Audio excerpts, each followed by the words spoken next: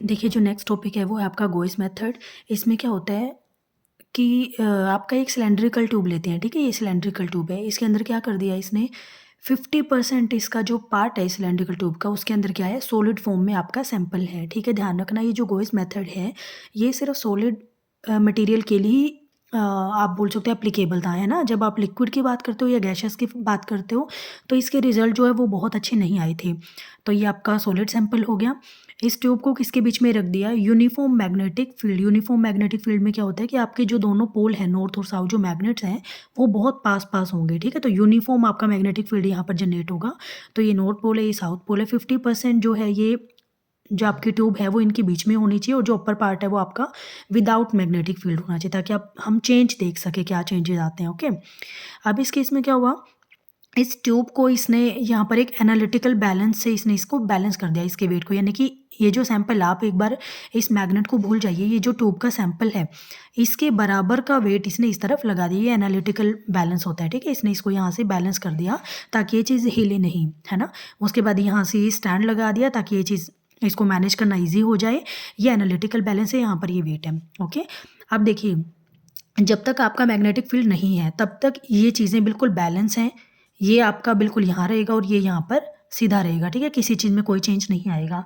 लेकिन हम क्या देखते हैं, जब यहाँ पर मैग्नेटिक फील्ड अप्लाई करोगे ना, तो मैग्नेटिक फील्ड क्या करता है, मैग्नेटिक फील्ड सैंपल को, अगर ये पैरामैग्नेटिक सैंपल होगा, है ना, पैरामैग्नेटिक सब्सटेंस होगा, तो पैरामैग्नेटिक सब्सटेंस को मैग्नेटिक फील्ड अट्रैक्ट करता है ना?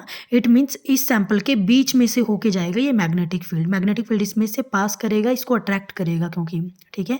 अगर मान लीजिए डायमैग्नेटिक सैंपल होगा, डायमैग्नेटिक सैंपल को ये रिपेल करने की ट्राई करेगा, यानी कि ये जो मैग्नेटिक फील्ड है ये इसको ऊपर की तरफ भेजेगा, खुद से दूर भेजेगा, रिपेल करेगा।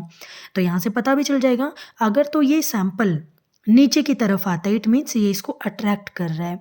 अगर ये सैंपल आपको ऊपर की तरफ जाता है तो क्या होगा, रिपेल कर रहा है। तो पता चल जाएगा यहाँ से, अगर ये ऊपर गया तो इसमें चेंज आएगा ऑब्वियसली, है ना? इस एनालिटिकल बैलेंस से हमें पता चल जाएगा कि ये आपका ऊपर जा रहा है या नीचे जा रहा है। अगर ऊपर चला गया तो डायमैग्नेटिक सब्सटेंस है, अगर नीचे आया तो पैरामैग्नेटिक है। यहाँ से हमें पता चल जाता है कि आपका जो सब्सटेंस, आपका जो सैंपल है वो किस टाइप का है। ये चीज़ यहाँ से क्लियर हो जाएगी।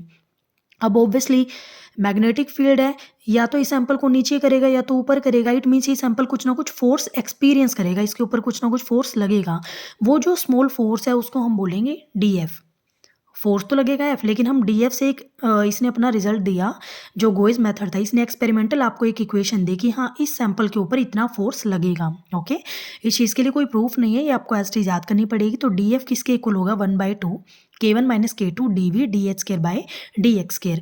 ये आप वीडियो से ही कर लेना जो मैं करवा रही हूँ, क्योंकि बुक में इतना ज़्यादा डिटेल में नहीं दिया हुआ, तो आप यहीं से एक बार समझने की ट्राई करना, उसके बाद आपको जैसा ठीक लगे वैसा कर लेना। तो ये इक्वेशन आपको एज इट इज़ याद रखनी है। अब ये K1 क्या है, मैंने पहले भी बात की थी, K1 क्या था आपका वॉल्यूम ससेप्टिबिलिटी, K1 क्या है सैंपल की वॉल्यूम ससेप्टिबिलिटी, K2 क्या है सैंपल के अलावा जो भी चीज़ बची यानी कि सराउंडिंग, ये उसकी ससेप्टिबिलिटी है, ठीक है?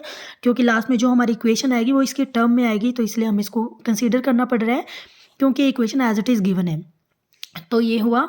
अच्छा, डीवी की अभी हम बात करेंगे, है ना, चेंज इन वॉल्यूम।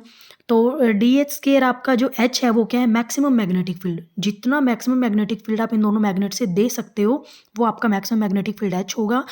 X क्या होगी, आपकी ट्यूब की लेंथ होगी, जो सिलेंड्रिकल ट्यूब ले रहे हो उसकी लेंथ होगी X। अब उसके बाद देखिए, यहाँ से अगर आपको टोटल फोर्स निकालना है तो वो किसके इक्वल होगा, ऑब्वियसली इस इक्वेशन का इंटीग्रेशन। तो यहाँ से इंटीग्रेशन करोगे आप, ये वैल्यू आपने एज इट इज पुट कर दी। उसके बाद जो dv है वो किसके इक्वल होगा, a dx के, है ना, एरिया इंटू लेंथ में चेंज, क्योंकि dv है तो ये dx आ जाएगा, area of cross section area आ जाएगा ये ऑफ ट्यूब का, और ये x जो है लेंथ आ जाएगी ट्यूब की। f की वैल्यू क्या आ जाएगी, dv की जगह पुट कर दो dx से dx कैंसिल हो जाएगा, आपके पास ये इक्वेशन बचेगी। ओके, उसके बाद अब ये इक्वेशन बची, dx से dx कैंसिल हुआ, बाकी सारी चीज़, क्योंकि K1 K2 A ये सभी चीज़ें क्या हैं, फिक्स हैं, कांस्टेंट है, ये बाहर आ जाएगा, अंदर बचा आपका DH स्क्वायर। अब उसके बाद लिमिट पुट कर दीजिए, क्योंकि इंटीग्रेशन है, लिमिट पुट करना आपको पता है। तो minimum value of magnetic field to maximum value of magnetic field, minimum value को हमने H0 से रिप्रेजेंट कर दिया, मैक्सिमम को H से रिप्रेजेंट कर दिया। Integration of DH square, differentiation से इंटीग्रेशन कैंसिल हो जाएगा और ये बचेगा H स्क्वायर।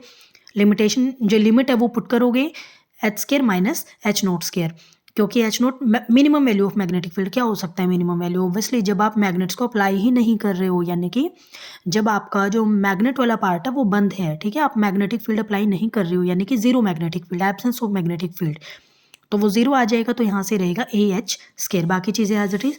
तो ये आपके पास इक्वेशन आई। लेकिन हम गोइस मेथड क्यों यूज़ करते हैं, हमने पहले ही बोला था मैग्नेटिक ससेप्टिबिलिटी के लिए, है ना, मैग्नेटिक ससेप्टिबिलिटी को फाइंड आउट करने, क्योंकि हम उसी के बारे में बात करते थे पिछली वीडियो में, उसके लिए हमने गोइस मेथड यूज़ किया है। तो मैग्नेटिक ससेप्टिबिलिटी के लिए कैसे निकालेंगे, हमें पता फोर्स किसके इक्वल होता है, एम इंटू जी, लेकिन यहाँ पर मास अकेले मास की बात नहीं है, यहाँ पर क्या हो रहा है, मास में चेंज आ रहा है, या तो वो सैंपल नीचे आ रहा है या तो वो सैंपल ऊपर आ रहा है। अगर वो मैग्नेटिक फील्ड से अट्रैक्ट हुआ तो ऑब्वियसली मास क्या कर जाएगा, बढ़ जाएगा। अगर वो मैग्नेटिक फील्ड से रिपेल हुआ तो मास क्या हो जाएगा, घट जाएगा, यानी कि चेंज आएगा वेट में, है ना। तो यहाँ से एफ इक्वल टू हम यहाँ पर डेल्टा एम यूज़ करेंगे, ना कि सिंपल एम यूज़ करेंगे। तो ये आ जाएगा, यहाँ पुट कर दीजिए delta M G equal to this. उसके बाद देखिए यहाँ से आप इक्वेशन आराम से सोल्व कर लेंगे। ये आप 2 उधर मल्टीप्लाई चला जाएगा, ए एच के डिवाइड में आ जाएगा, फिर K2 आपका प्लस में चला जाएगा, तो K1 की वैल्यू आप यहाँ से निकाल लोगे, क्योंकि ऑब्वियसली हमने सैंपल की ही बात करनी है, तो ये आ जाएगा। सैंपल की ही हमने मैग्नेटिक ससेप्टिबिलिटी निकालनी है, तो पहले वॉल्यूम ससेप्टिबिलिटी निकालो, K1 आ जाएगा इसके इक्वल। अब यहाँ से हमने क्या करना है, एम बाई रो, या हमने लास्ट वीडियो में डिस्कस किया था डेंसिटी डी, तो एम बाई डी लिख लो, एम बाई रो लिख लो उस पिछली वीडियो में, वो आपकी मर्जी है। तो एम बाई डी से अगर मल्टीप्लाई करेंगे तो यहाँ भी एम बाई डी से और यहाँ भी एम बाई डी से मल्टीप्लाई किया, ये जो है volume susceptibility into molar mass divided by D density, तो ये हमने क्या किया था, ये आपका क्या बन जाएगा, काई एम, यानी कि मैग्नेटिक मोलर मैग्नेटिक ससेप्टिबिलिटी।